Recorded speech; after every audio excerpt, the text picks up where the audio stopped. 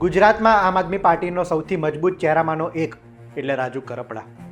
રાજુ કરપડાએ આજે અચાનક આમ આદમી પાર્ટીના તમામ સભ્યપદ પરથી રાજીનામું આપી દેતા રાજનીતિમાં મોટો ભૂકંપ સર્જાયો છે.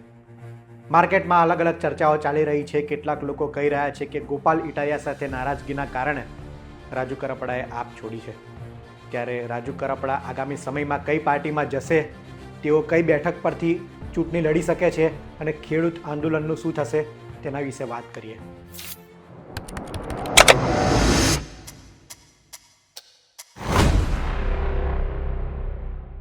બોટાદમાં કડદાને લઈને ખેડૂતોનું આંદોલન થયું, તેમાં મુખ્ય ચહેરો એટલે રાજુ કરપડા.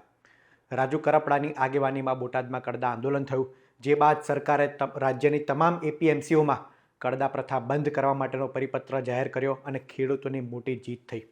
આ સમગ્ર લડતમાં જેણે નેતૃત્વ કર્યું અને જેણે સૌથી વધુ સંઘર્ષ કર્યો એવા રાજુ કરપડા અને પ્રવીણ રામ.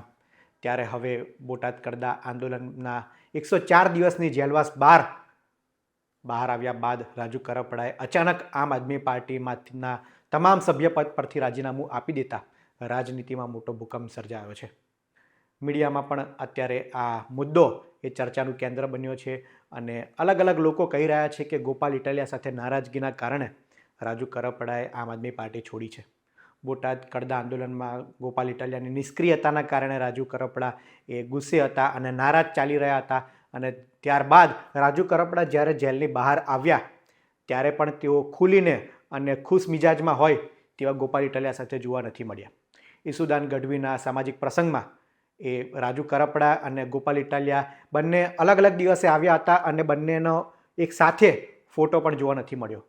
ઈસુદાન ગઢવી, પ્રવીણ રામ, રાજુ કરપડા આ તમામ લોકો સાથે હતા, પરંતુ ગોપાલ ઇટાલિયા તેમનાથી અલગ દેખાયા હતા, કાં તો તેઓ અલગ દિવસે આવેલા હોઈ શકે છે. આ બધા ચર્ચાઓ વચ્ચે રાજુ કરપડાએ આમ આદમી પાર્ટી છોડી દેતા આમ આદમી પાર્ટીના સમર્થકો પણ ખૂબ નારાજ થયા છે અને પૂછી રહ્યા છે કે એક સંઘર્ષના સાથી, કારણ કે રાજુ કરપડા એટલે આક્રમક મિજાજમાં જોવા મળતા વ્યક્તિ છે. ગોપાલ ઇટાલિયા બાદ આમ આદમી પાર્ટીમાં સૌથી આક્રમક વ્યક્તિ હોય તો તે રાજુ કરપડા છે અને રાજુ કરપડાના આ મિજાજના કારણે જ અલગ અલગ સભામાં તેમને સાંભળવા પણ મોટી સંખ્યામાં લોકો આવે છે. ખાસ ખેડૂતો માટે તેઓ લડત ચલાવે છે. રાષ્ટ્રીય મુદ્દા હોય કે ગુજરાતના સામાજિક મુદ્દા હોય, તેઓ ખેડૂતો માટે આક્રમક વલણથી જોવા મળે છે. ત્યારે વાત કરીએ, રાજુ કરપડા વર્ષ 2020-21માં આમ આદમી પાર્ટીમાં જોડાયા હતા. વર્ષ 2022 વિધાનસભા ચૂંટણી તેઓ ચોટીલા વિધાનસભા બેઠકથી લડ્યા હતા, જ્યાંથી જ તેમનો મત વિસ્તાર આવે છે અને જ્યાંથી તેઓ આવે છે. રાજુ કરપડા પોતે કાઠી સમાજમાંથી આવે છે અને ચોટીલા વિધાનસભાની જાતિગત સમીકરણની વાત કરીએ તો ત્યાં માત્ર કાઠી મતોથી જીતી શકાય તેવી સ્થિતિ નથી. ભાજપના ઉમેદવારની વાત કરીએ તો ભાજપના શામજી ચૌહાણ એ 71,000 મત મેળવ્યા હતા અને કોંગ્રેસના ઉમેદવાર હતા ઋત્વિજ મકવાણા. ઋત્વિજ મકવાણાને એ 43,000 મત મેળવ્યા હતા અને આશ્ચર્ય સાથે રાજુ કરપડાએ કોંગ્રેસના ઉમેદવારને પણ પાછળ પાડીને 45,000 જેટલા મત ચોટીલા બેઠકથી મેળવ્યા હતા. વિચાર કરો, જો તેઓ ભારતીય જનતા પાર્ટીમાં હોત તો સમીકરણો અલગ હોત અને તેઓ જીતી પણ ગયા હોત, પરંતુ તેઓ હતા આમ આદમી પાર્ટીમાં અને આમ આદમી પાર્ટીમાં હોવા છતાં કાઠી મતદારો નથી. ચોટીલા વિધાનસભાની વાત કરીએ તો ત્યાં કોળી ઠાકોર મતદારો છે, દલિત મતદારો છે, પાટીદાર મતદારો છે, ક્ષત્રિય સમાજના પણ મતદારો છે, પરંતુ કોઈ એક સમાજના જોરે બેઠક જીતી શકાય તેવી સ્થિતિ નથી. તેમ છતાં રાજુ કરપડાએ 45,000 મત મેળવ્યા, જે દર્શાવે છે કે તેમની લોકચાહના એ કેવી હોય. જ્યારે રાજુ કરપડા બહાર આવ્યા ત્યારથી તેમનો મીડિયા સાથે સંપર્ક થઈ શક્યો નથી. પ્રવીણ રામ સાથે અમે ચોક્કસ વાત કરી હતી, પરંતુ તેમણે વાત કરી હતી કે જેલવાસથી હું ડરવાનો નથી, હજુ પણ આક્રમક વલણથી આનાથી બેવડી તાકાત સાથે સત્તા સામે લડીશ તેવી તેમણે સ્પષ્ટ વાત કરી હતી. ત્યારે જ એ વાત તો નક્કી થઈ હતી કે પ્રવીણ રામ તો હવે ક્યાંય જવાના નથી, પરંતુ જેલવાસ બાદ રાજુ કરપડા ક્યાંક ને ક્યાંક નારાજ જોવા મળી રહ્યા છે. જો કે રાજુ કરપડાની એ પ્રતિક્રિયા ઓફિશિયલ સામે શું આવે છે તેના પછી આગળ ચોક્કસ તારણ મેળવી શકાય, પરંતુ હાલના સમીકરણો પરથી તો લાગે છે કે રાજુ કરપડા એ સત્તા પક્ષ એટલે કે ભારતીય જનતા પાર્ટીમાં જોડાઈ શકે છે. રાજનીતિમાં આપણે વાત કરીએ તો રાજનેતાઓના મનમાં શું હોય તે કોઈ પણ કહી શકતું નથી. આપણે માત્ર ચર્ચા અને શક્યતાના આધારે વાત કરતા હોઈએ છીએ, કારણ કે રાજનીતિ વિષય જ એવો છે અને રાજનેતાના મનમાં શું ચાલી રહ્યું છે, અંદર ખાને ગેમ કંઈ અલગ ચાલતી હોય તેનું જ નામ રાજનીતિ છે.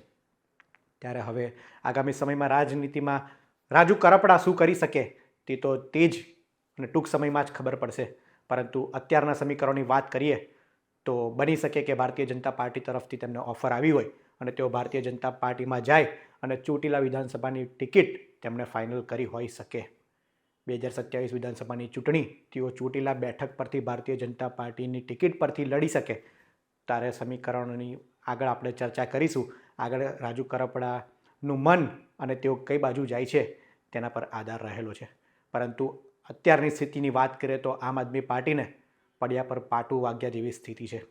એક તરફ બોટાદમાં ઉમેશ મકવાણાને પણ આમ આદમી પાર્ટીમાંથી સસ્પેન્ડ કર્યા છે. ઘણા સમયથી તેઓ નારાજ ચાલી રહ્યા હતા અને તેમના ભારતીય જનતા પાર્ટી સાથેના પણ તેઓ નિકટના વ્યક્તિ હોય.